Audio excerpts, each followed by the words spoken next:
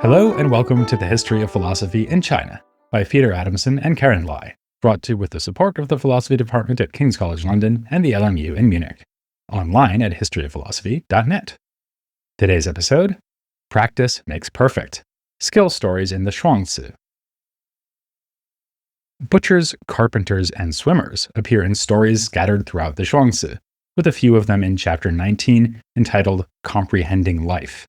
This title, in Chinese Da Sheng, conveys the idea of grasping what life is about in a general sense. One gets it, as we might now say. So it's telling that many of the stories are collected here in this chapter. The Zhuangzi celebrates the life of people doing everyday things. Unlike many other texts of the Warring States period, it doesn't promote how officials should live, advising them on managing their superiors and handling the common people by setting up standards or doctrines. This text even seems to speak from the perspective of ordinary people. Not that the Zhuangzi thinks they're ordinary. To the contrary, the mastery with which they undertake their tasks is extraordinary and worthy of philosophical reflection.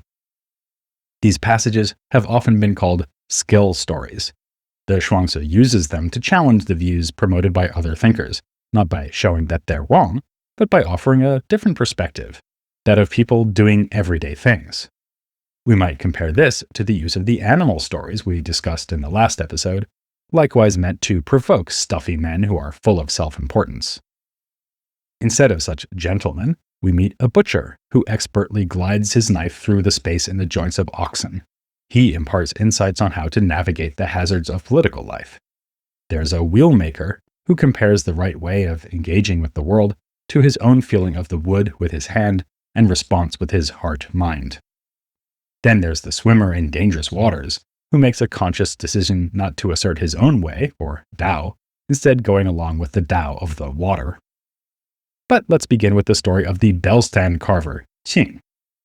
You're unlikely to have a bell stand at home, but in ancient China they played an important function.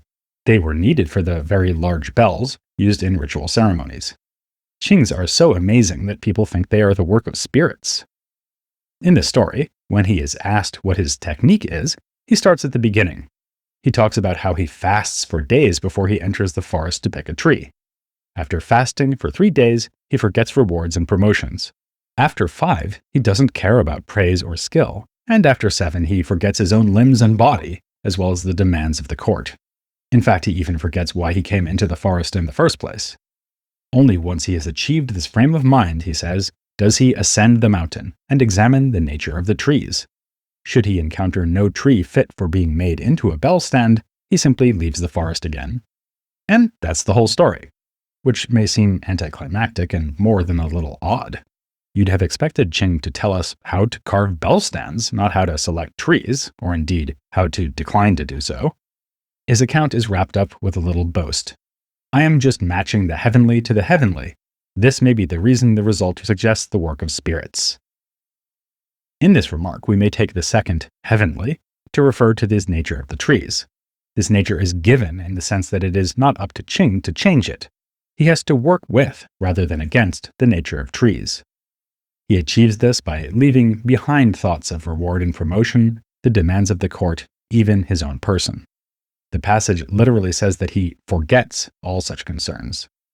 A typical bell stand maker might think, I've got to make a bell stand for a 5-foot diameter bell, so I'm off to find a tree of the right size to make my ideal bell stand.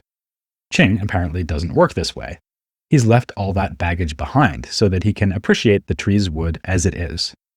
By implication, the concerns about promotions and ideal bell stands are not natural.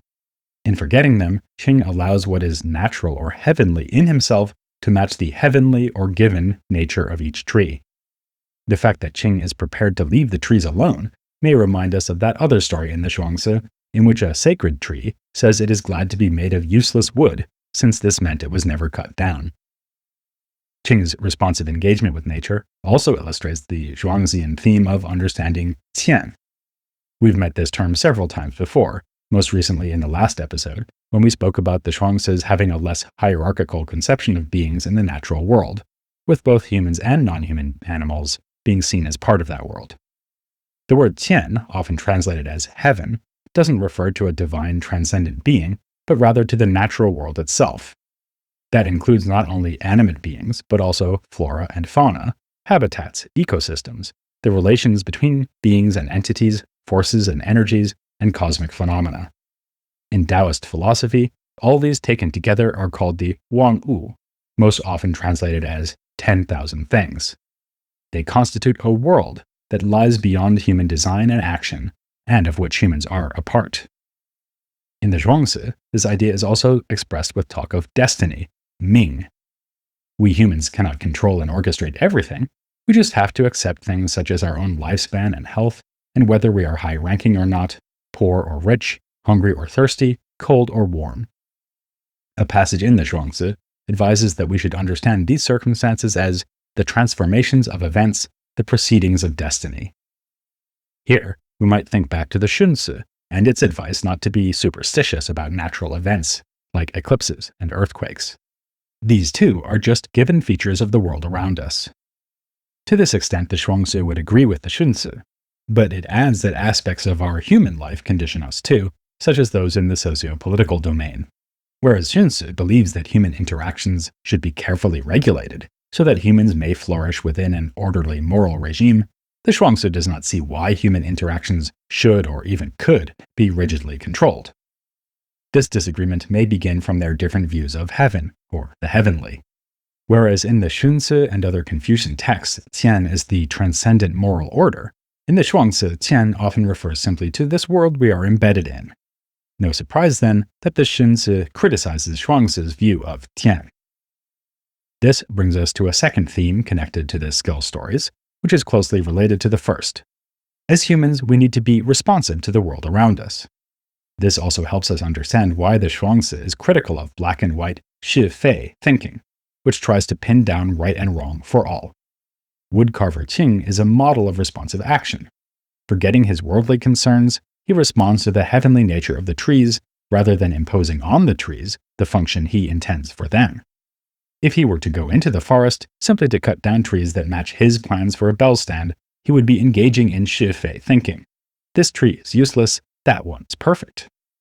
In contrast to the invocation of standards we've found in Moism, and will soon be seeing even more prominently in the so-called legalist tradition, the Zhuangzi does not recommend the application of set norms.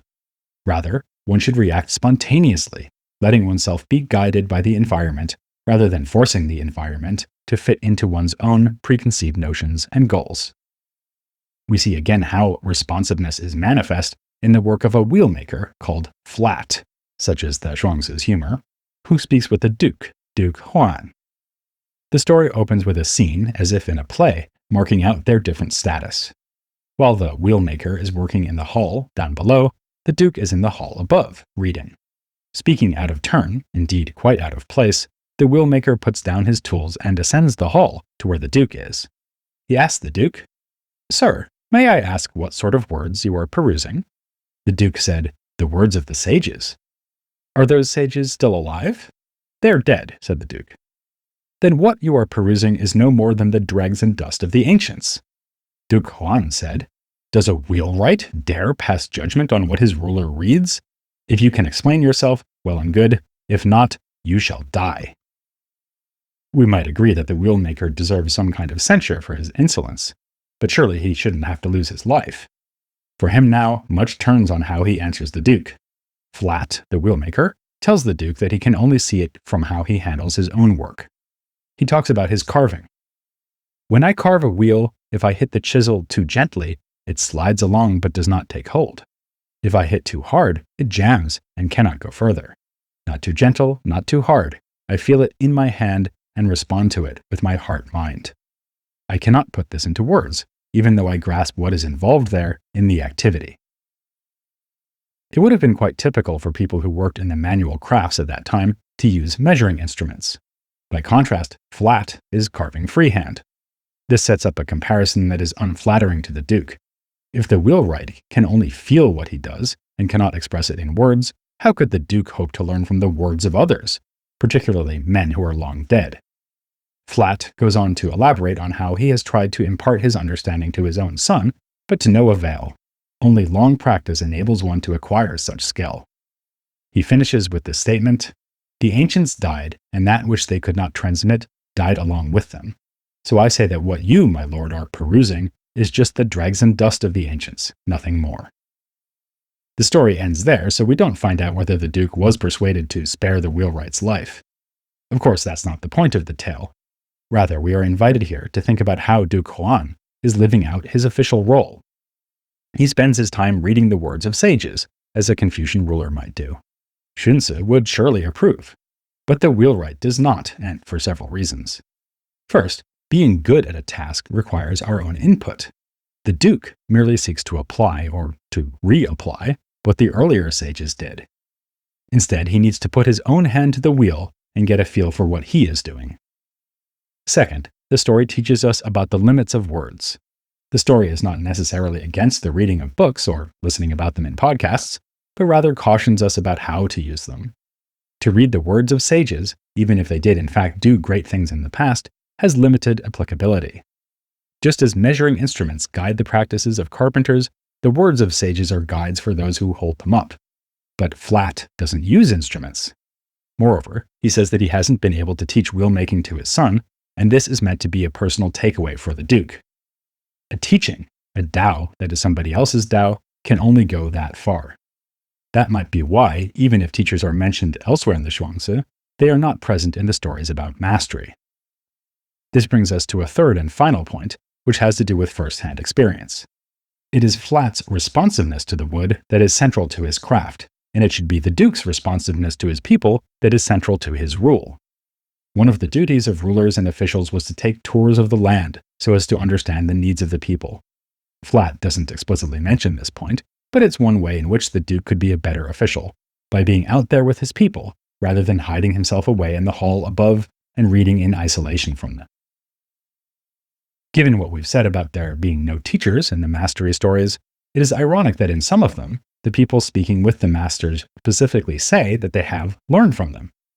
It may be that these masters do not have the intention to teach, but manage to do it anyway. As so often in these Taoist texts, goals are not best achieved through conscious pursuit of those goals. This point also emerges in a famous story in the Zhuangzi about a cook named Ding, who has inspired a king on how to nurture life. Even more so than in the wheelmaker story, Cook Ding is so absorbed in his task, in this case carving an ox, that it seems as if he's in a trance. The cook was carving up an ox for King Hui of Liang. Wherever his hand smacked it, wherever his shoulder leaned into it, wherever his foot braced it, wherever his knee pressed in, the thwacking tones of flesh falling from bone would echo. The knife would whiz through with its resonant thwing, each stroke ringing out the perfect note, attuned to the dance of the mulberry grove or the Xingshu chorus of the ancient sage kings. Whoosh! All at once I find the ox already dismembered at my feet, like clumps of soil scattered on the ground. I retract the blade and stand there, gazing at it all around me, both disoriented and satisfied by it all. Then I wipe off the blade and put it away. Here we have an expert in action, whose fluid movements and spontaneous excellence we see today in world-class athletes and musicians. The cook also seems to enjoy this activity, even if it's not explicitly stated. Some of the masters in other stories, such as a boatman and a scribe, enjoy the satisfaction of doing something well and in a seemingly effortless way. The king, noting Ding's expertise, remarks on his outstanding skill. Ding responds by speaking of how he navigates the space between the ox's joints, saying that he hasn't had to sharpen his blade for 19 years. Here, Ding seems quite boastful. A good cook changes his blade once a year. He slices. An ordinary cook changes his blade once a month. He hacks. By contrast, Ding's own blade is still as sharp as the day it came off the whetstone after 19 years. We also learn what Ding does when his task gets tricky. Whenever I come to a clustered tangle, realizing that it is difficult to do anything about it, I instead restrain myself, as if terrified, until my seeing comes to a complete halt. My activity slows, and the blade moves ever so slightly. This, too, is what experts know: when to slow down and attend closely to what's at hand. Even though Ding wasn't trying to teach the king, and the king clearly wasn't seeking to learn about butchering, the king says that he's learned from Ding how to nurture life. In the face of the complexities of the court and political rule, he too needs to slow down to consider the intricate facets of a situation. Notice also the parallel to Qing, the carver of bell stands, who showed his mastery by choosing on occasion not to cut down a tree. It is tempting to read both passages in the light of the Taoist concept of wu wei, or non-action, which also has political application. Sometimes the right action is a very minimal action, or no action at all. Cook Ding also talks about honing his capacities and putting the right ones into action. When he began, he relied on eyesight, simply looking at the entire ox. No doubt this is what we'd do too if we were asked to carve up an ox. Without any experience, we'd look it over, confounded about how to proceed. After 3 years of practice, by contrast, Ding no longer saw the entire ox. This suggests that seeing the whole ox is pointless or even a hindrance to butchering. Now, still more accomplished, Ding no longer sees with his eyes and is not guided by sensory perception more generally. Instead, he is guided by his spirit. The idea of the spirit, shen, is immensely complex.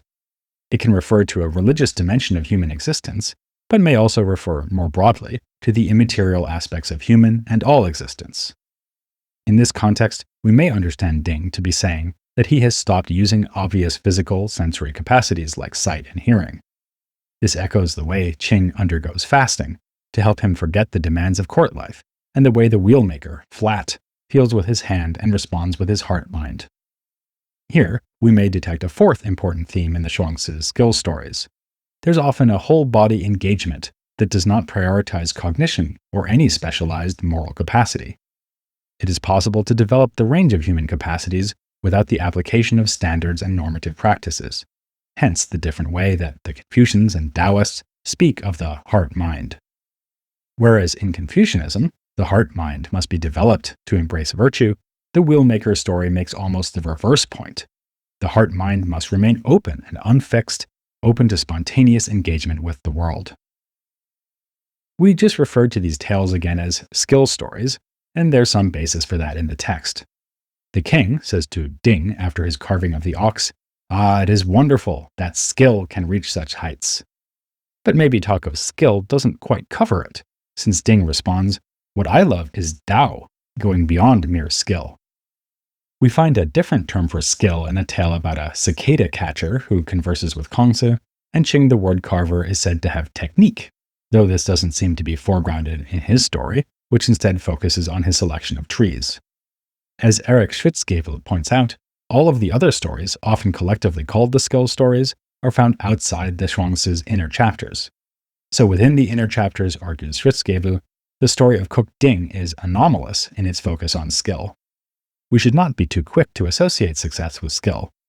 Rather, Schwitzgebel writes, success, wisdom, flexibility, or magic might, for example, be innate, or based merely on attention to the right things, or due to chance, or due to not being interfered with, or due to avoiding certain kinds of mistakes, or due to having an easygoing or open-minded personality. In fact, Schwitzgebel argues that the Zhuangzi's inner chapters are, if anything, critical of mere skill. This is why the cook says that he goes beyond skill and loves Tao. In this connection, Dan Robbins has proposed that Tao cannot be fully expressed in relation to any one skill or any one way of understanding a task. This might have been the mistake made by the king. In his lack of familiarity with the Tao, he seeks to learn about skill and compliments Cook Ding for his high level of skill. Ding subtly corrects the king's misunderstanding by refocusing him on Tao. At the end of the story, the king says, "Wonderful. From hearing the cook's words, I have learned how to nourish life." This must mean that he has learned how to navigate the challenges of his own life in the court. The king should have learned, for instance, to be attentive and hesitant when he comes to an impasse, and to act with smooth efficacy when an opening emerges, just as Ding describes his own technique. Striking into the enormous gaps, my knife is guided through those huge hollows, going along in accord with what is already there and how it already is. Ding's performance and words are not prescriptions, but rather exemplifications of Tao. They are only one way in which Tao may be embodied. There are, after all, many different ways to go along with what is already there and how it already is, as the Zhuangzi puts it. As we've seen in this and previous episodes, though, the Confucian way was not one of those approved by the Zhuangzi. The story of the wheelwright, for instance, seems to be specifically aimed at the Ru and their fetishistic study of old books, which makes it puzzling that Kongzi appears so often in the Zhuangzi as a character, and not always in a negative light. Whereas some passages do seem to put him in his place as someone who does not understand the Tao, in other passages he's apparently a spokesman for the Zhuangzi's own ideas.